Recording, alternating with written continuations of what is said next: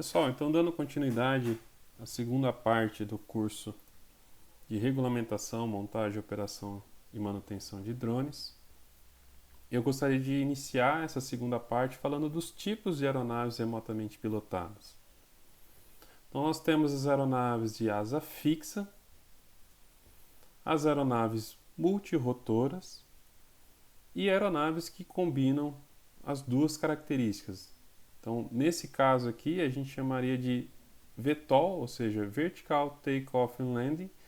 Então, essa aeronave faz a decolagem e o pouso na vertical, utilizando os multirotores aqui, e durante a fase de cruzeiro, ela se beneficia das características de uma aeronave de asa fixa. Essa aeronave, o Nauru, foi apresentado pela Exmount na última feira da Drone Show. Falando um pouquinho da forma como essas aeronaves voam, se a gente pensar numa aeronave de asa fixa, nós temos alguns eixos, alguns movimentos e algumas superfícies que permitem esses movimentos. Então, o eixo que passa ao longo do comprimento da aeronave, assim, ao longo da fuselagem, a gente chama esse eixo de eixo longitudinal. Em relação a esse eixo, a gente tem um movimento chamado de rolagem, e a superfície que permite essa rolagem são os ailerons, localizados nas extremidades das asas. Existe também o eixo lateral, onde a gente vai ter um movimento chamado de arfagem, que seria o nariz para cima ou o nariz para baixo da aeronave, e a superfície responsável por esse movimento é o profundor. E por último, existe o eixo vertical, onde a gente vai ter o nariz se movimentando para a esquerda ou para a direita. Esse movimento é chamado de guinada e a superfície responsável por esse movimento é o leme. E no caso das aeronaves multirotoras, a gente vai ter os mesmos comportamentos. Então, o eixo longitudinal com a rolagem, o eixo lateral com a arfagem e o eixo vertical com a guinada. A diferença aqui é que a gente não vai ter superfícies móveis para realizar esses movimentos. O que a gente vai utilizar aqui é a combinação da rotação dos motores para realizar movimentos em relação a cada eixo. Aeronaves de asa fixa, elas são voltadas para projetos de mapeamento de grandes áreas, têm uma velocidade alta em comparação às aeronaves multirotoras, são voltadas para mapeamento, ou seja, uma cobertura de grandes áreas. Em termos de resolução, a gente vai encontrar aí centímetro ou polegada para cada pixel coletado. Normalmente são aeronaves que demandam um espaço maior, bem maior quando comparado às aeronaves multirotoras em termos de decolagem e pouso. E a autonomia de voo é alta. Já as aeronaves de multirotoras, elas são voltadas para projetos de pequenas áreas para mapeamento e também inspeções. A velocidade de voo, quando comparado com a aeronave de asa fixa, é baixa, a cobertura também é pequena, porém a resolução chega a ser de milímetro para cada pixel coletado.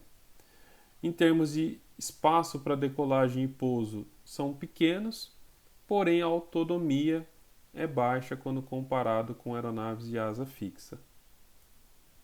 Em termos da pilotagem, uma aeronave de asa fixa, a gente tem a manete ali que permite a aceleração e a direção. Então, se a gente movimentar essa manete aqui, a gente está aumentando a velocidade da aeronave. Se a gente trazer ela para trás, a gente está diminuindo a velocidade da aeronave. Movimentando para a esquerda e para a direita, a gente vai ter o movimento em relação ao eixo vertical, que é chamado de guinada, ou seja, nariz para a esquerda, nariz para a direita. Movimentando agora a manete da direita, se a gente levar ela para frente, a gente vai ter nariz para baixo. Se a gente movimentar para trás, a gente vai ter nariz para cima. Então, isso seria o movimento de arfagem. E movimentando da esquerda e para a direita, a gente teria a rolagem dessa aeronave. No caso de aeronaves multirotoras, tem uma leve diferença, principalmente na parte de aceleração. Então, quando a gente movimenta essa manete para cima, a gente está acelerando todos os rotores e ao acelerar esses rotores, essa aeronave vai se movimentar verticalmente. Tá? Em relação ao movimento dessa manete para a esquerda e para a direita, o que a gente tem é um giro em relação ao eixo vertical para a esquerda ou para a direita. Então a aeronave consegue se manter em relação ao eixo vertical, girando e captando imagens em 360 graus. Em relação à manete da direita, se a gente movimentar ela para frente, a gente vai ter a aeronave se deslocando para frente. Se a gente movimentar para trás, a gente vai ter a aeronave se movimentando para trás. E esquerda e direita, a gente tem a rolagem da aeronave para a esquerda e a rolagem da aeronave para a direita. Em termos de configuração da posição dos motores, nós temos a configuração Tractor, com o motor localizado no nariz da aeronave, e a configuração Pusher, com o motor localizado na cauda da aeronave.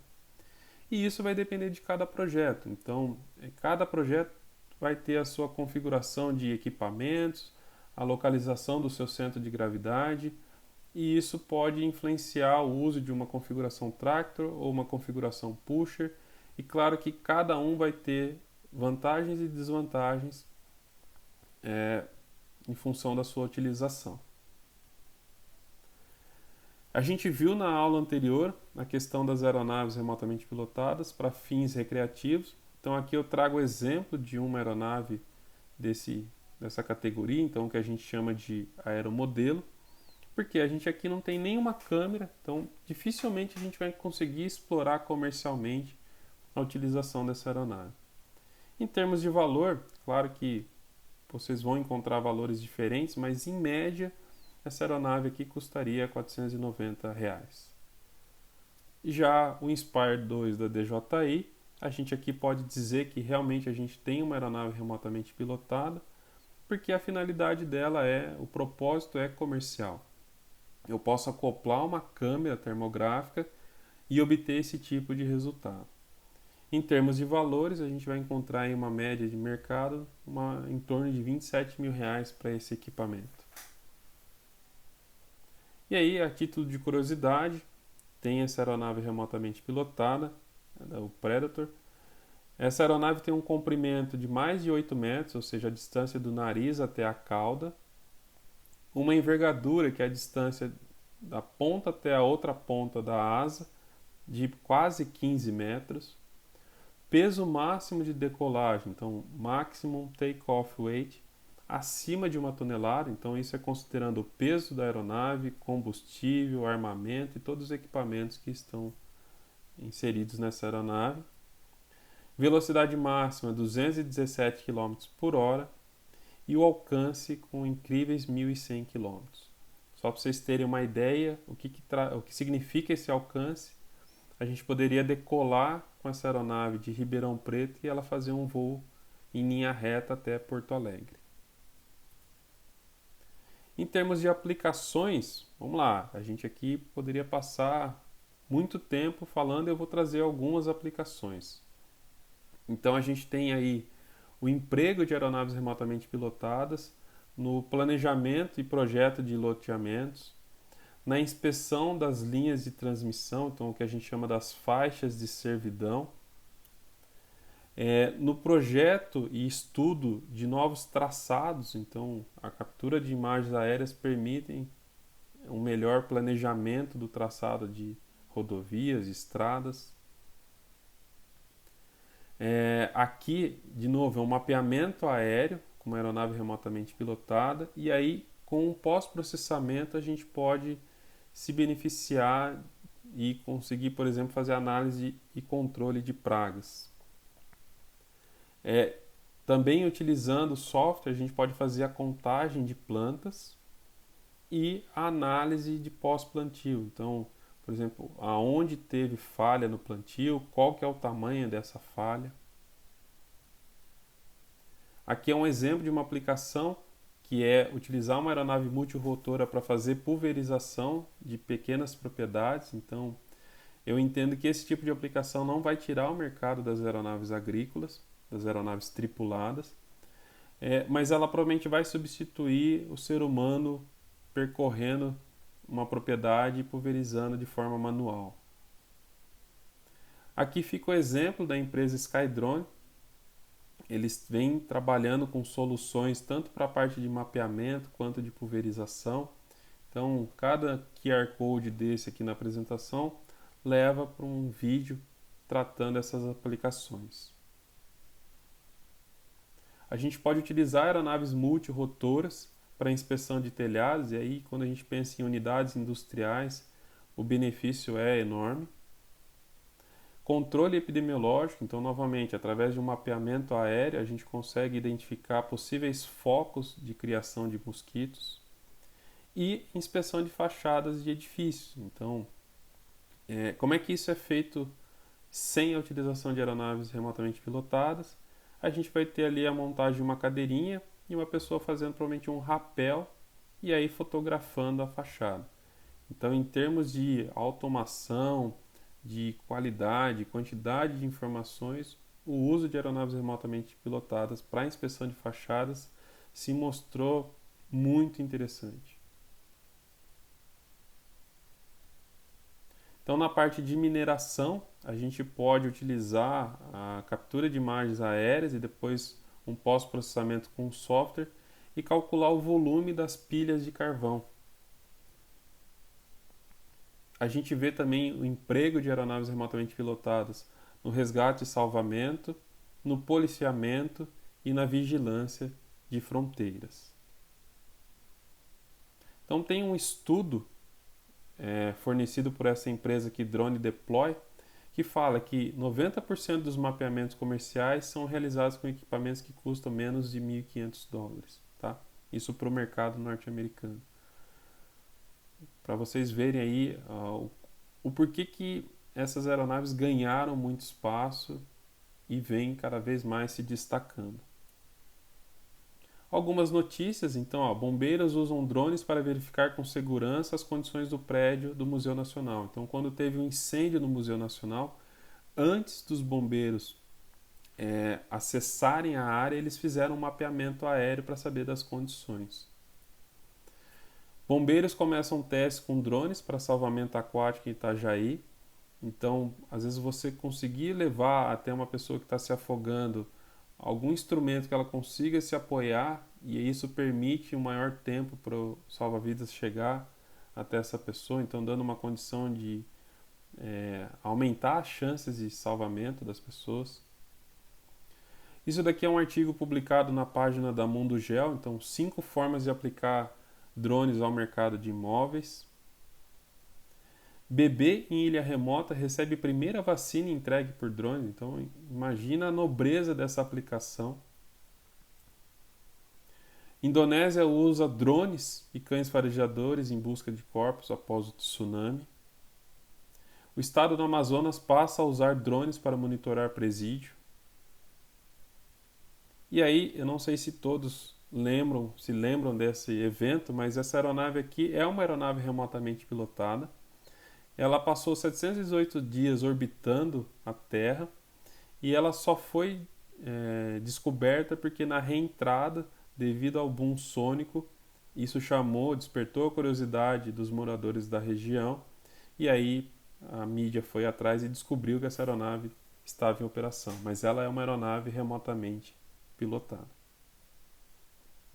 Então a Airbus aí um exemplo de uma aplicação que é o transporte de itens para navios que estão próximos ao porto.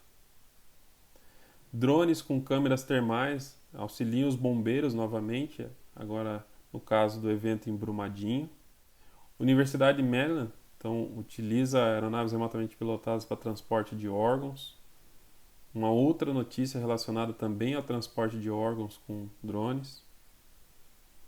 Força Aérea Brasileira testa o uso de drones para inspeção em voo, então o agrupamento GEIV, Grupo Especial de Inspeção em Voo, eles utilizam aeronaves tripuladas para testar os equipamentos dos aeroportos e eles estão avaliando o uso de aeronaves remotamente pilotadas para fazer avaliações semelhantes. O Uber anuncia aí a entrega em San Diego, na Califórnia, de comida com aeronaves remotamente pilotadas. A inspeção de aeronaves tripuladas com o uso de aeronaves remotamente pilotadas. Então, aqui é uma organização de manutenção utilizando os drones como uma ferramenta para auxiliar e agilizar o trabalho de inspeção das aeronaves. Então, percebo que não é... A gente tem no Brasil uma companhia aérea utilizando esse tipo de equipamento, mas fora do Brasil a gente também vê iniciativas semelhantes. Drone é usado para inspeção de tanques em plataformas da Petrobras. Mais uma notícia relacionada à entrega de comida com drones. Você utilizar aeronaves remotamente pilotadas para aumentar ou salvar até pessoas. Mais um exemplo aqui de desenvolvimento de aeronaves remotamente pilotadas para a parte de entrega. Aqui é uma brincadeira, né? Então, você utilizar uma aeronave remotamente pilotada para pescar. Então, depois acessem esse link aqui e aí vocês vão ver aí o que foi utilizado na pescaria. Então, o antropólogo utiliza drone para lutar contra a malária na África. Arqueologista utilizando de aeronaves remotamente pilotadas para fazer mapeamento aéreo e isso acelerar o trabalho deles, né? Agregar mais valor, né? Trazer mais informações. A UPS conseguiu perante o FAA, que é a Autoridade Aeronáutica Americana, a certificação de uma linha aérea de aeronaves remotamente pilotadas. E aí, com isso, a gente tem entrega de itens utilizando os drones no mercado norte-americano. O DCEA, que é o Departamento de Controle do Espaço Aéreo, apoiou os testes que foram executados no ano passado com relação à entrega de bolsas de sangue com drones. Porém, a gente sabe que, infelizmente, tem pessoas que vão utilizar de forma errada.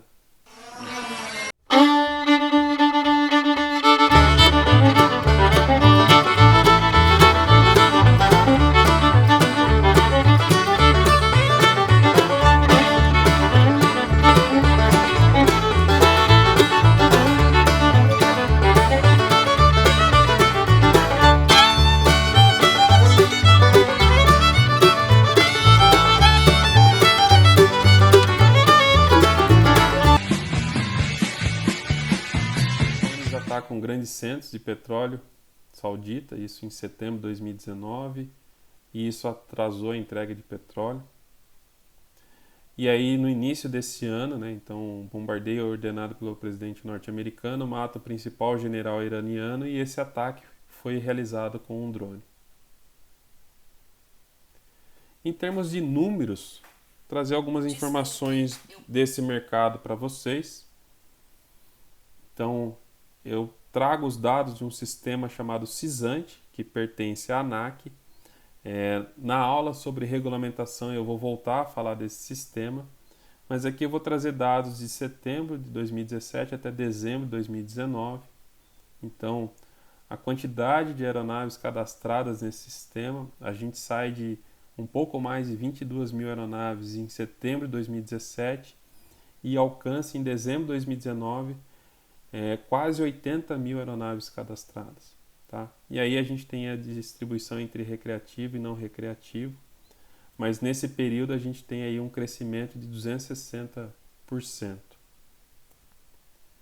Em termos de distribuição desses cadastros pelas unidades federativas, São Paulo se destaca com um pouco mais de 27 mil aeronaves, e aí a gente tem os números ao redor dos outros estados. Em dezembro de 2019, a gente tinha ali quase 30 mil aeronaves cadastradas, ou seja, 37% voltados para o uso profissional e 63% voltados para o uso recreativo.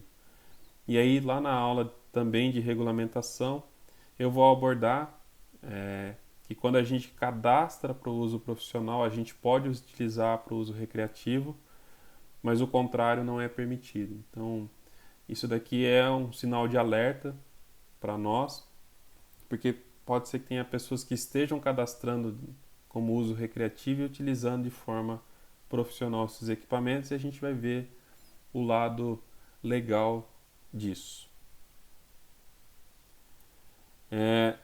93% das pessoas que realizaram o cadastro são pessoas físicas e 7% são pessoas jurídicas. E aí, a título de comparação, curiosidade para vocês, o FAA emite anualmente esse documento que traz uma projeção do mercado aéreo e eles passaram a incluir também aeronaves remotamente pilotadas e aqui eles trazem aeronaves que têm peso máximo de decolagem entre 250 gramas e 25 quilos. Eles lançaram um sistema de registro online, então o nosso Cisante se espelhou nesse sistema semelhante. E aí, em 21 de dezembro, esse sistema entrou em funcionamento nos Estados Unidos. Um ano depois, eles já tinham atingido 626 mil cadastros. Então, veja aí o tamanho do mercado. Em maio de 2017, eles tinham uma média de 4.000 a 5.000 cadastros por semana. E aí, atingiram já um número de 772 mil aeronaves cadastradas. E a projeção que eles fazem é que para 2022 eles tenham mais de 2 milhões, quase 2 milhões e meio de aeronaves cadastradas. Então, perceba aí o tamanho desse mercado. Em termos de eventos, eu gosto de comentar alguns. É claro que em função do coronavírus, esse ano a gente teve vários eventos com as datas sendo alteradas, mas os eventos vão ocorrer, então eu acho interessante porque são fontes de informação, maneira de a gente conhecer pessoas, conhecer serviços, conhecer produtos. Então, existe o simpósio do FAA. No Brasil, a gente tem a Drone Show, organizada pela Mundo Gel, que é considerado o maior evento da América Latina sobre aeronaves remotamente pilotadas. Então, por exemplo, em 2019 foram mais de 3.800 participantes, 110 marcas, 18 cursos, 2 fóruns de discussão. Então, é um evento que eu recomendo que vocês participem. A gente teve aqui no caso do Instituto Federal de São Carlos, 2 alunos que participaram do curso de extensão e aí, por indicação, eles foram selecionados para auxiliar uma empresa que tinha um stand na feira. Então, eles se capacitaram e acabaram tendo essa chance de participar da feira próximo de uma empresa. E, por curiosidade também, esses 2 alunos hoje estagiam numa outra empresa que também atua no mercado de aeronaves remotamente pilotadas. Existe a Interdrone, que é uma feira comercial. O ano passado ela foi em Las Vegas. Existe a conferência da EASA. Para quem não sabe, a EASA é a Autoridade Aeronáutica da União Europeia. A Drone Show também existe uma versão dela menor, que normalmente ocorre no final do ano, mas vamos ver como é que vai ser esse ano, que é a Drone Show Plus. E a ICAO, que organiza o simpósio chamado Drone Enable, que a princípio agora em 2020 vai ser realizado no Rio de Janeiro. Tinha uma previsão de data para setembro, mas vamos aguardar a confirmação. O ano passado, por exemplo, foi realizado na sede da ICAO em Montreal, no Canadá. E aí, em termos de mídia também, uma forma de se manter informado. Eu vou trazer alguns canais, é claro que existem muitos outros, mas aqui algumas sugestões de blogs, sites e canais no YouTube que tratam sobre o assunto de aeronaves remotamente pilotadas. Os desafios para esse mercado, então eu também gosto de considerar que são oportunidades. A parte de mobilidade urbana, a parte de delivery, então a entrega aí a gente vê bastante notícia, bastante empresa trabalhando nessa área. E é claro, como que a gente vai gerenciar o tráfego aéreo considerando aeronaves remotamente pilotadas e aeronaves tripuladas ocupando o mesmo espaço aéreo. Então esse é um tremendo desafio e as autoridades aeronáuticas junto com as empresas vêm discutindo como coordenar esses desenvolvimentos. Ok, então eu gostaria de agradecer vocês por assistirem mais essa videoaula. E aí eu já deixo na sequência, o assunto vai ser regulamentação, tá bom? Então deixem nos comentários desse vídeo dúvidas, sugestões, fiquem à vontade para comentar, tá bom? Um abraço e até a próxima aula.